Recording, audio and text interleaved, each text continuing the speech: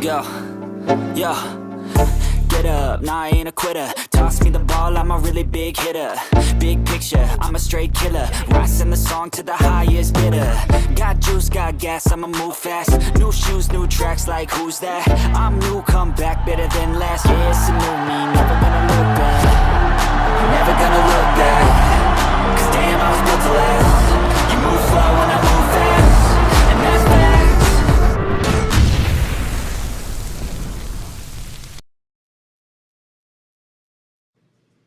Yo, what up, and welcome to the Chicago Sports Podcast. I'm your host, Darius, and I'm with my man, Bradley. How's it going, Brad? It's going good, brother. It's a nice Wednesday night over here. Yes, indeed. All is well over here as well. Big news today, a lot of it. You know, some people may not think so, but we got news. We have Yep. Our quarterback kind of indirectly stating who he would like as head coach here in Chicago.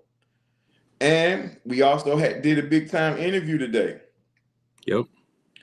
How you feel about bringing McCarthy in and having him interview, have the world class treatment, for an interview process for him today?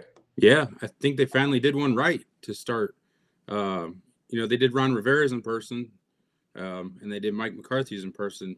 Everybody else just been a Zoom call. They finally did them right. Those are two guys that I think a lot of people do like. Maybe not everybody likes them, and not everybody thinks they're right, but that's a couple guys that everybody does like, and they're taking the steps in the right direction. Yeah, we are at a point where if we could get a guy like McCarthy in here, that would be a premium upgrade to what we've had in the past. Yeah. We'll jump back on the McCarthy train, but right now let's talk about Caleb's interview with the Brown boys today. Yep. They touched on a lot of different subjects, but the most important thing they touched on was the fact that Caleb,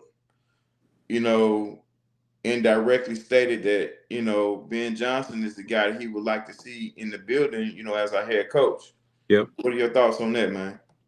Yeah, it was kind of a weird way that they It's kind of weird the way that he acted when they started talking about it. And he's kind of like, looking away from the camera, trying not to laugh, and I don't know if it's like he knows something that he's not supposed to be saying or what it is, but I got the feeling that might be his guy too. Yeah, I mean, I agree with you. The way he's kind of acting, when talking about as if he knows something the whole world doesn't, which would be a cool thing because I'm sure the Bears ran it by him.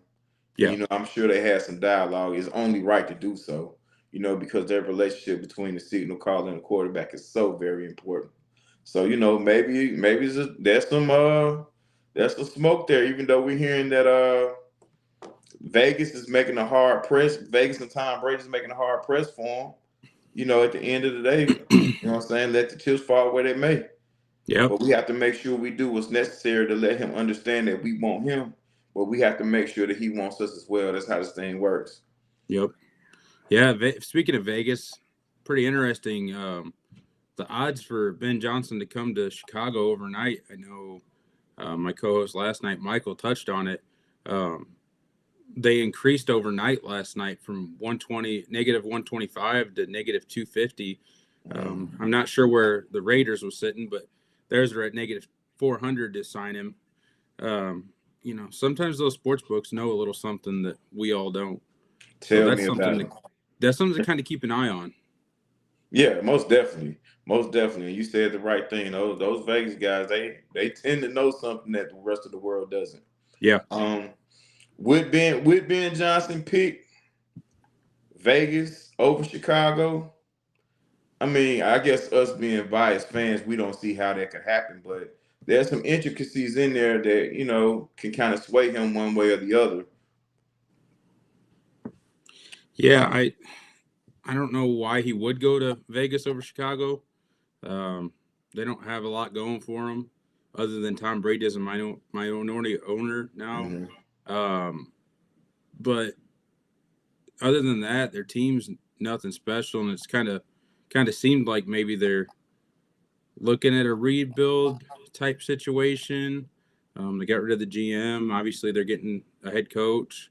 They don't have a quarterback already. Right. Seems like things have kind of soured with Max Crosby a little bit. Yeah. You know, every little tidbit you hear from him, it's, you know, kind of like a negative shot. I don't know. It's just kind of a weird situation there. Yeah, okay, let's look into it though. Okay, Vegas, you know, compared to where he is now. He's in Detroit and Vegas. They both play in the dome. Mm-hmm. Okay. They are he also has the ability when it comes down to the GM or whatnot to, you know, kind of bring his own guy in there, you know, if Tom and company allows that. You know, he has the chance to work with a new quarterback. The offensive line over there is not terrible. It needs some tinkering, but it's not terrible. They've drafted offensive linemen early, you know, the last few years. So, you know, they got some young linemen over there. You know, some things over there that can really swim. Like you said, the Tom Brady factor, you know, of course, that's number one. Yeah. But it's some things that can swim, but it can't be the division because it looks like their division is probably more competitive than ours, to tell the truth. Yeah, Because each one of those guys, you know, they're in the playoffs. Yep. You know what I mean? think I've mentioned it. I think I mentioned it a couple times. You know, Detroit might even regress a little bit. If they lose both their coordinators, there might be a little regression there. Yeah. And things with the Vikings are looking kind of weird at quarterback. So yes, sir. Nobody knows what JJ McCarthy's going to be, and it seems like the writing's on the wall for Sam Darnold.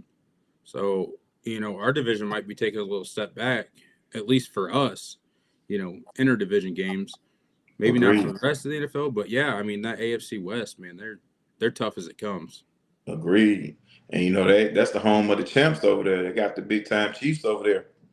Yep. So let's look in this chat. Shout out to Plank. Plank's in the building. Appreciate you, Plank. Bear down, sir. And we got one here from Zach. Zach says Ben Johnson to the Raiders. Brady is coming out of retirement to play QB and part owner of the Raiders. They have $100 million. They have $100 million in cap space. Free agents, you know, Tyreek Hill, possibly in T. Higgins. You know, yeah, they already have Brock Bowers, and they can draft Gentry. Hey, Zach making a huge case, man. I'm gonna say Zach might want to throw his hat in there for their GM role. Or throw his hat in with ESPN as one of those insiders. Yeah. But that's a valid point. But hey, listen, they have $100 million. If we make some moves, we have the possibility to have, you know, just as much, if not more. Mm-hmm. And plus, we already have a quarterback. You know, and like you mentioned before, Brad, you know, this division of ours, you know, those guys are not going to be winning 14 games like that. No. You know, and Green Bay it looked like it's some trouble up north as well. You know, they want their coach fired, which I think is pretty crazy. But you know, that's almost as crazy as Tomlin, I think. Yeah, man. You know, but speaking of Tomlin, you know, it was word that, you know, he could be traded out or they could mutually part ways. Mm-hmm. You know, and if Tomlin is available, I think we need to be on that fast track again. You know, get the crew up together again. It's time for another celebration because we're bringing another viable candidate in town, a Hall of Fame caliber candidate. So, you know, we'll have to do the whole song and dance over again. Maybe have to take it to a different restaurant, but you know, that's that. Hey, listen, when guys like that are available, those are the things that have to happen. Maybe McCaskey will get a discount for taking them to the same restaurant. Maybe that's a good one. Maybe he starts bringing in all these candidates, they're gonna have to give him a discount or he'll go broke. Yeah, I don't think it's too much. I don't think it's too much with the Tomlin thing. Yeah. You know, but it is interesting to talk about because, you know, in the NFL, you just never know how things are gonna work. Before you go to sleep is one way. If you wake up to go get a drink of water at 2 a.m, it could be something different. You know, you just never know. We all have to keep our heads on the swivel. Yep. You know? That Tomlin thing's interesting though, because that opens up a door for another guy, that's on our coaching ballot list here, and Arthur Smith. Mm-hmm. If Mike Tomlin's gone, he's more than likely gone, and that opens him up for an OC job. Ben Johnson's going to need an OC. Mike McCarthy's probably going to need an OC. I don't know what he's doing with the guy he had there in Dallas, but as far as McCarthy is concerned, he has, I think, Brian Schottenheimer. I think he has Schottenheimer as an OC in Dallas. So I think he'll be bringing them right along with him. You know, I mean, if he does, he had Cooper Rush looking like a good starter in this league. Yes, indeed. Yes, indeed. Cooper Rush looked poised. He didn't look, the first couple of starts, he looked kind of shaky, but as the year went on, he got better. Yep. And that's what you want to see out of a coach. We don't want the guy when everything's hitting, he's successful.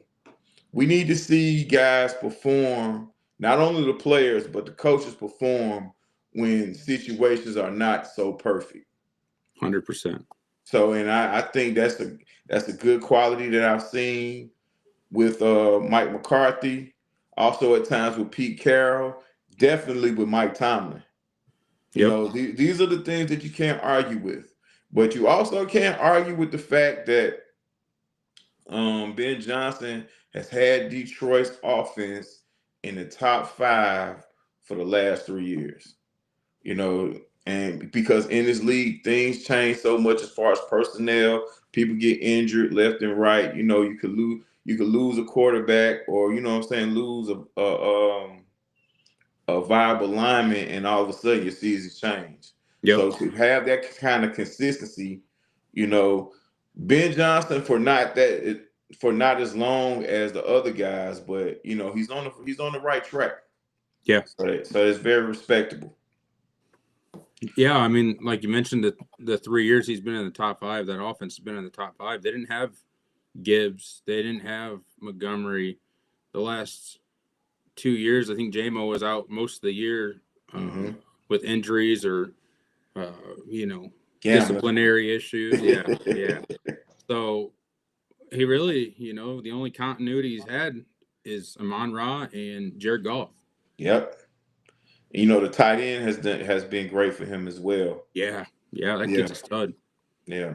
And this is one thing I don't understand, when people talk about Detroit.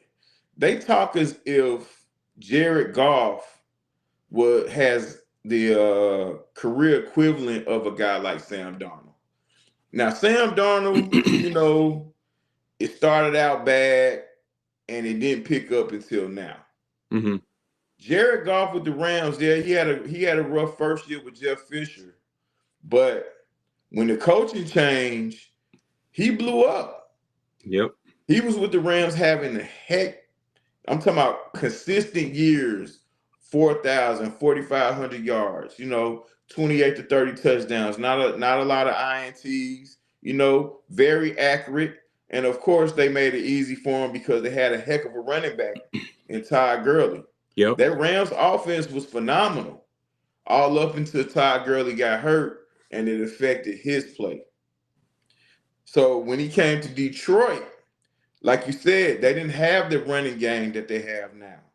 And he didn't look as polished as he looked with the Rams. Right. But once they got the running back and they got a strong running game, here it is. He's having an MVP type year too, if it wasn't for such a great year from the other two guys in the AFC. Yeah. So yeah, I mean, with his defense, the way his defense plays, I mean, they had that one game where he had like 5 touchdowns and less than 100 yards passing. Oh. I mean, that kind of went against his MVP odds because, I mean, you have 5 touchdowns, but everybody, box score warriors, they see 100 passing yards like, oh, Jared Goff sucks, Yeah. So there's a story to be told behind every stat line. True indeed. So I think he should be right up there in the talks with those guys. I mean, they probably wouldn't be the same team without him. Absolutely not. Yeah. So, for people to make it seem like, Detroit just got a QB out the trash heap and said, all right, come play. That couldn't be further from the case. Yeah. Okay, speaking of personnel, right? This time of the year, of course, we're looking forward to, the draft. Okay. Um, with Ian Cunningham, I don't quite know the status of it right now, but he did do a second interview, and this is a team where he came runner up to them Yeah. last year, correct? Yep. So in my mind, I think it might be pretty safe to say that he has his job.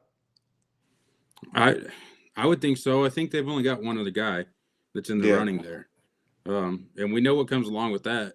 Them taking Ian Cunningham away from us, 2 third-rounders over the next 2 years. Yeah. So I think we've kind of had this conversation before. That leads us into a little bit of a different spot with the draft, doesn't it?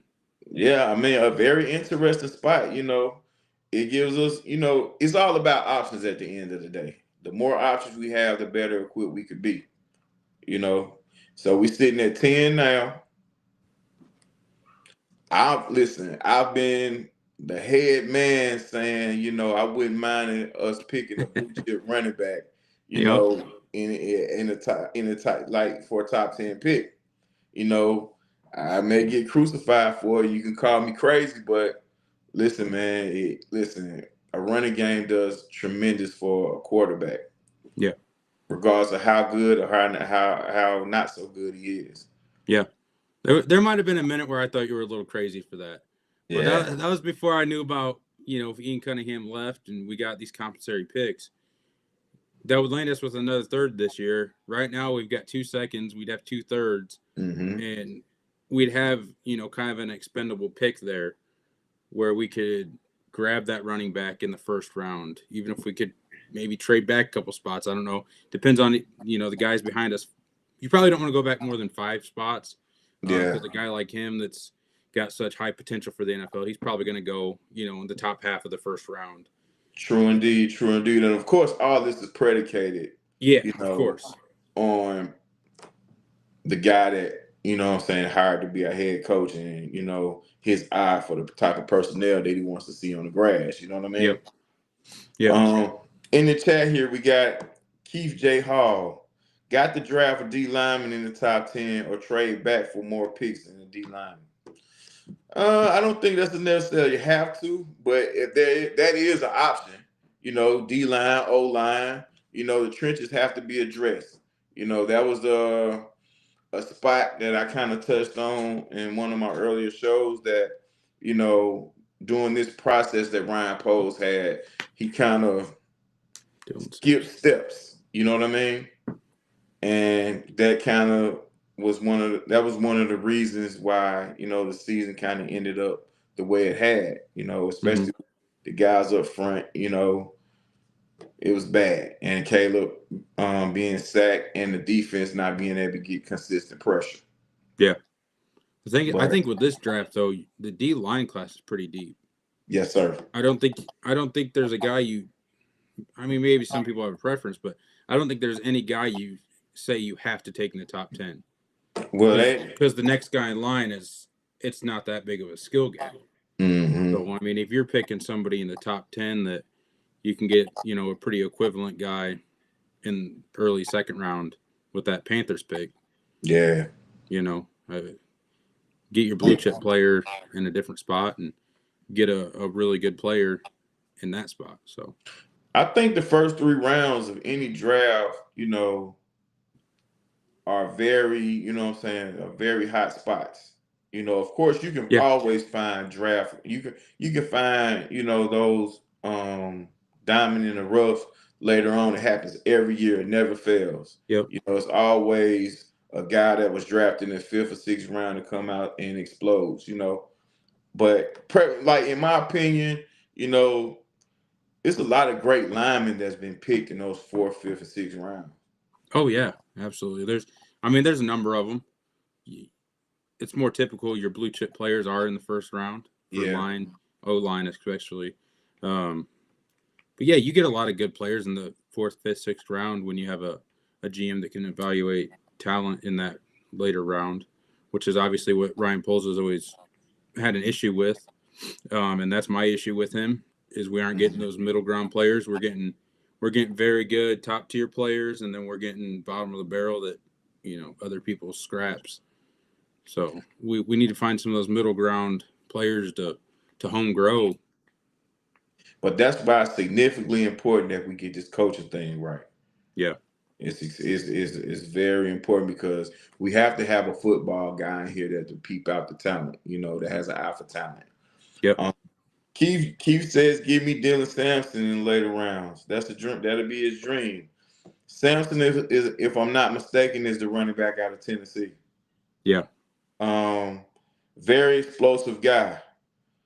I may question his durability, but you've seen him year after year, he gets better. He's very versatile, very explosive. Not a bad thought, Keith.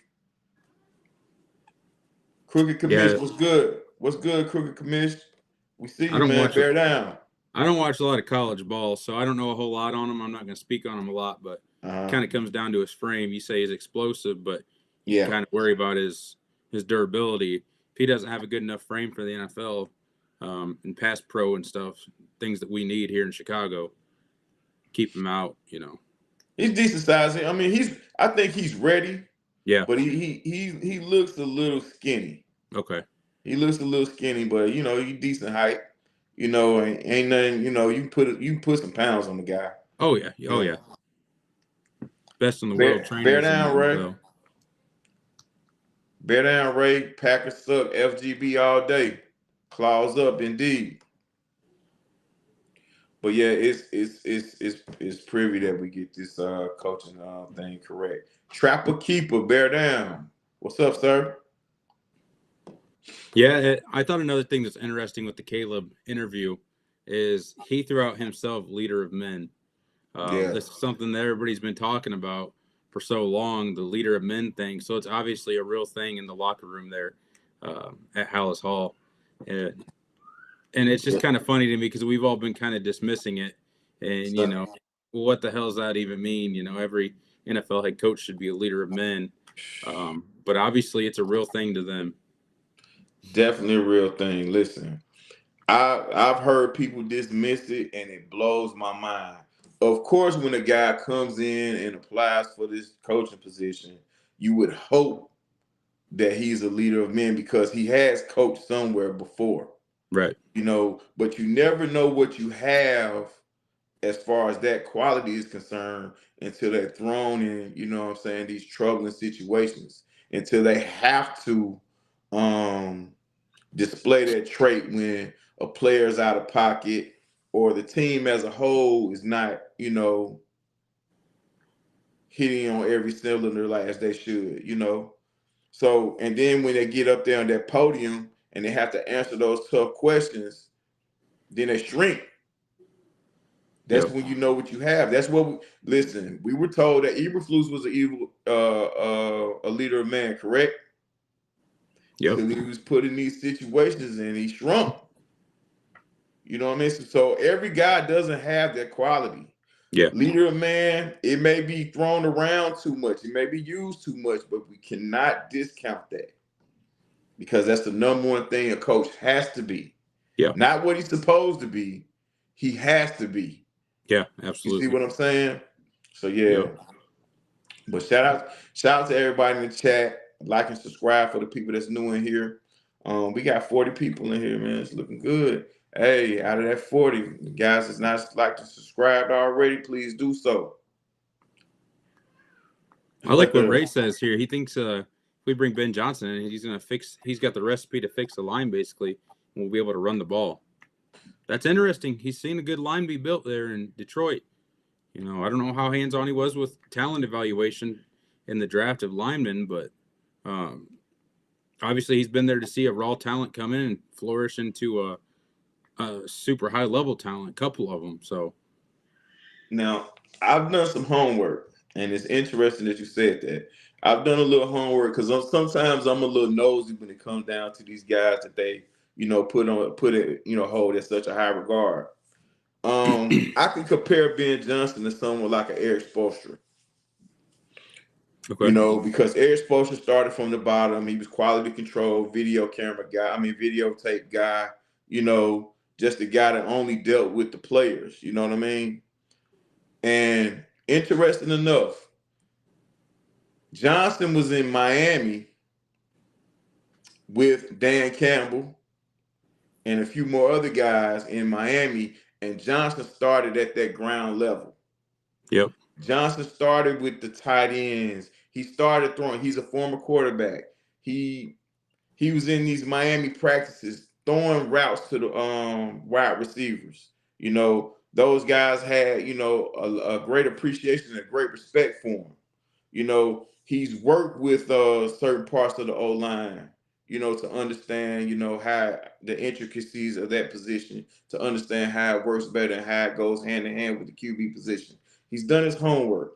You Yep. know, that's why, you know, my tune is kind of swayed with him, especially when it comes down to the leadership process, you know, because what he displaying, what he has been displaying, you know, especially in his early times, is something like what Pete Carroll does, you know, or have Yep. done. Yep. So, you know, this is very interesting. It was eye opening. That's why I kind of compared him to Eric Spoelstra.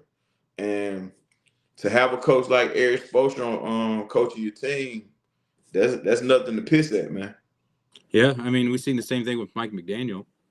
He started Yes, I think he started as a ball boy, even yeah, something like that, and he just worked his way up in the NFL, rank after rank. You know, getting promotions as they came available. Look at him now. I mean, granted, this year wasn't great for him, but we know the issues they had down there. yeah. They had some serious issues with injury. So I wouldn't hold that against him in too much regard. It's not all his choice on who his backup quarterback is either. So, but yeah, I mean, the past 3 years, even we've seen him in that Miami team. Just they're getting to the playoffs every year. Not this year, but you know, every year before this, they've been in the playoffs. They're like right on the verge. Something always ends up happening to them. Unfortunate. But we've seen guys do what Ben Johnson has done. Just Yes, start at the indeed. very bottom, work all the way up to head coach, and completely flourish at it. Yes, indeed. We need a coach that can do the X's and O's and also bring structure. But we also need that for a long period of time. You know, all this 3 year, 5 year, you know, flash in the pan type of deal. We need something that's gonna stick here. You know what I mean? Yeah. For if we can get 10 years out of a guy, that'd be amazing. We got some wonderful years out of Lovie Smith and even had a Super Bowl appearance. Yeah. So, you know, that's kind of, you know, I think that's something we all can come together on as Bears fans, even if we don't believe. I mean, even if we don't have the same guy in mind. You know, I think we all as Bears fans have the same goal in mind. Yeah, I agree. Yeah. I think any of the top 3 that are on most people's list right now, like you said in your show earlier, there's 3 of them on that top 5 of your list that are going to be on pretty much everybody's list, right? Yes, indeed. I don't think you're going to go wrong with any of them. You know, everybody's concerned with Pete as he's old and going to probably not last long. I don't really understand the hate towards Mike McCarthy. And then, of course, the question with Ben Johnson is, can he do it at a head coach level? So, I mean, you got a couple of little questions and things of that nature, but I think all of them are pretty safe. Yeah. If we hire Ben Johnson, I trust him. I truly would. And I want to let everybody know, listen, if McCarthy was to get this job, he's not going to be wearing a Packers T-shirt on over his Bears swag. Listen, Yeah, you know, he's going to be fully invested in the Bears, and he's going to do what he does as a coach. You know, Yep. because he has something to lose too if he takes this job, but he has a whole lot of gain. He has a whole lot to gain if he's successful in doing so. Yep.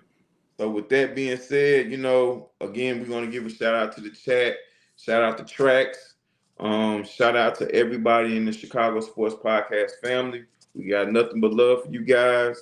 We're going to pretty much wrap it up on this. You got any parting words, anything you want to say before we get up out of here? Nope. I hope everybody has a good, safe weekend. Good rest of your week, and everybody remember to bear down. Yes, indeed. Bear down, bear down. Likewise, the same thing that Brad said. Listen, prayers for the people out there in California. If you have any relatives out there, we're sending our prayers out there to you guys. We know it's rough, and you know, nothing but love and prayers out to you guys. I'll be back tomorrow doing another show, 9:30. Please be ready for it. With that being said, bear down, peace, and we out. Later.